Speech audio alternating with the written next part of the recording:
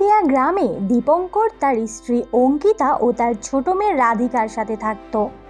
তাদের এই ছোট্ট সংসারে সুখের কোনো অভাব ছিল না। হেসে খেলে খুব ভালোই দিন কেটে যাচ্ছিল। কিন্তু হঠাৎ অঙ্কিতা ভীষণ অসুস্থ হয়ে পড়ে, আর সে বিছানা থেকে উঠতেই পারে না। আর তাদের মেয়ে রাধিকাও অনেক ছোট হওয়ায় সেও কোনো কাজ করতে পারতো না। এটা দেখে দীপঙ্কর গোবিন্দপুর গ্রাম থেকে আরেকটা বিয়ে করে নিয়ে আসে। কিন্তু দীপঙ্করের ছোট বউ রানী একটুও ভালো ছিল না। সে বিয়ের পর থেকেই অঙ্কিতা ও তার মেয়েকে একদম সহ্য করতে পারতো না। দীপঙ্করের সামনে রানী তাদের সাথে খুব ভালো মানুষের মতো ব্যবহার করত, কিন্তু দীপঙ্কর চলে গেলে সে তার আসল রূপ দেখাতো। রাধিকা, এই রাধিকা, তুই কোথায় গেলি? বলো ছোট মা, তুমি আমাকে ডাকছো কেন? রাজকন্যার মতো বসে বসে খেলেই হবে? বাড়ির কাজগুলো কে করবে শুনি? তোরা কি আমাকে চাকর পেয়েছিস? তোর ওই অসুস্থ মায়ের সেবা যত্ন করব আর তোদের রান্না করে খাওয়াবো? সেটা হবে না কিন্তু। যা, দিয়ে সব বাসন মেজে নিয়ে আয়। রাধিকা গিয়ে সব বাসন মেজে ফেলে।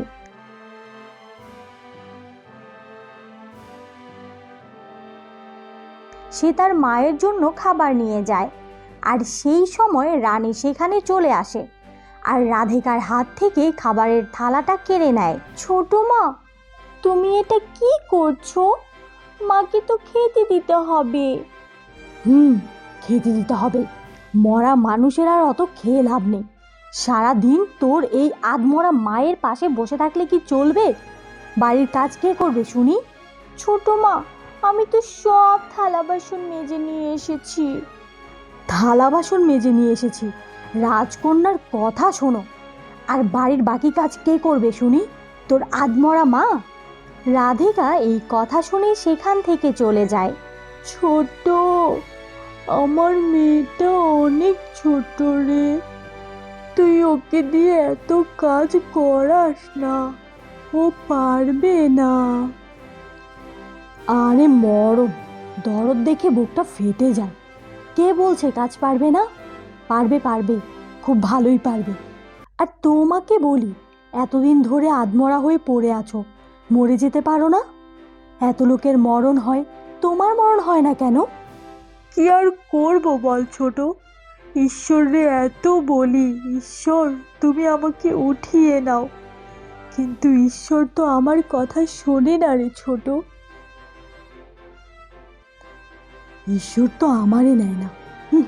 কি নেকা নেকা কথা! এসব কথার জালে তো আমার বরটাকে ফাঁসিয়েছ। এই কথা বলে ছোট বউ সেখান থেকে চলে যায়, আর অঙ্কিতা কাঁদতে থাকে। আর এদিকে রাধিকা বাড়ির সব কাজ করতে থাকে।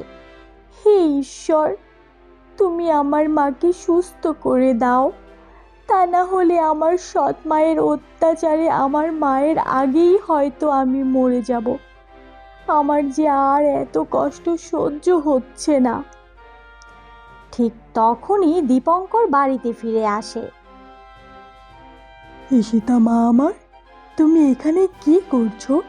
আর তুমি কাঁদছো কেন? তোমার কি হয়েছে মা?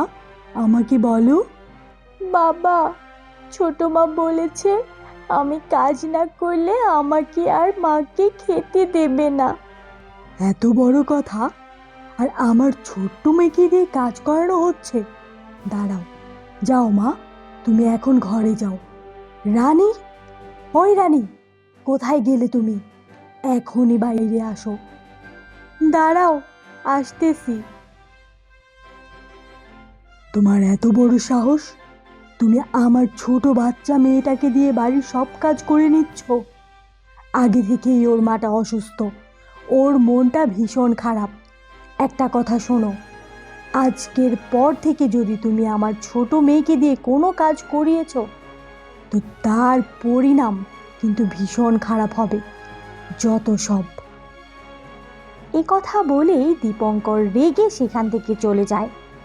দীপঙ্করের কথা শুনে রানীও ভীষণ রেগে যায়, আর রেগে সাপের মতো ফুসফুস করতে লাগলো। কি? ওই বড় বউ আর মেয়েটার জন্য আজকে আমি এতগুলো কথা শুনলাম? ওদের দুইজনেই আমি মেরে ফেলবো, না হলে আমার রক্ত ঠান্ডা হবে না। তারপরে রানী রাত হবার জন্য অপেক্ষা করে, আর রাত হওয়ার সাথে সাথে রানী টানতে টানতে কুয়ার কাছে নিয়ে আসে আর অঙ্কিতাকে কুয়ার ভিতর ফেলে দেয়। যাক, এবার আমার কিছুটা রক্ত একটু ঠান্ডা হলো। পরদিন সকালে রাধিকা তার মাকে কোথাও খুঁজে পাচ্ছিল না, তাই সে তার ছোট মায়ের কাছে গেল। ছোট মা, তুমি কি আমার মাকে দেখেছো? আমার মা তো ঘরে নেই। কোথায় গেল আমার মা? তোর মা কোথায় গেছে আমি কি করে বলবো? দেখ কোথায় গিয়ে মরে পড়ে আছে। তোর মরা মায়ের জন্য আর নেকা নেকা কান্না না করে যা গিয়ে কাজ কর। রাধিকা কাঁদতে কাঁদতে কাজ করতে থাকে। রাধিকা জল নেওয়ার জন্য সে কুয়ার কাছে গেল। মা গো, তুমি আমাকে একা ফেলে কোথায় গেলে মা? আমাকে কেন তোমার সাথে নিয়ে গেলে না? মা গো, আমার এত কষ্ট আর সহ্য হচ্ছে না মা, তুমি আমাকে তোমার কাছে নিয়ে যাও মা। রাধিকার কথা শুনে অঙ্কিতার আত্মা ওর মতো ভীষণ কষ্ট পেতে থাকে। তারপরেই অঙ্কিতার আত্মা ডাইনি হয়ে কুয়া থেকে বাইরে বেরিয়ে আসে। আর কাঁদিস না রে মা, এই দেখ আমি চলে এসেছি, আমি তোর মা। কে তুমি? তুমি আমার মা না। আমার মা কত সুন্দর দেখতে ছিল, আর তুমি কত কুৎসিত। তুমি তো আমার মা নও, তুমি একটা ডাইনি। আমাকে ছেড়ে দাও, আমাকে মেরো না।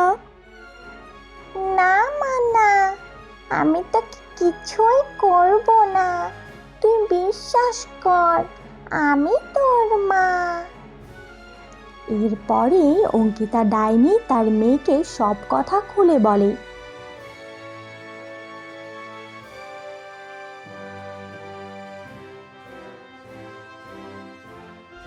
যে তার ছোট মা তার মাকে মেরে ফেলেছে।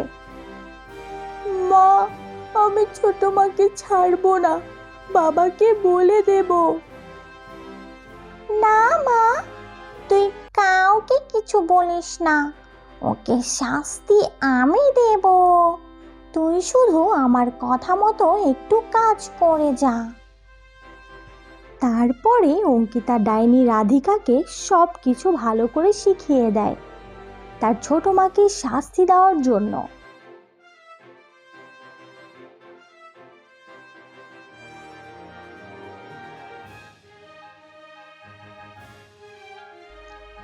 এত সাজগোজ করে কি হবে শুনি? এত সাজগোজ করে আর লাভ নেই। যাও, গিয়ে অনেক কাজ পড়ে আছে, সেগুলো তাড়াতাড়ি করে ফেলো। যত বড় মুখ নয় তত বড় কথা। তুই কিনা আমাকে কাজ করতে বলছিস? আজকে তোকে আমি তোর মায়ের কাছে পাঠিয়ে দেব। এটা বলে রানী তাকে মারতে যায়।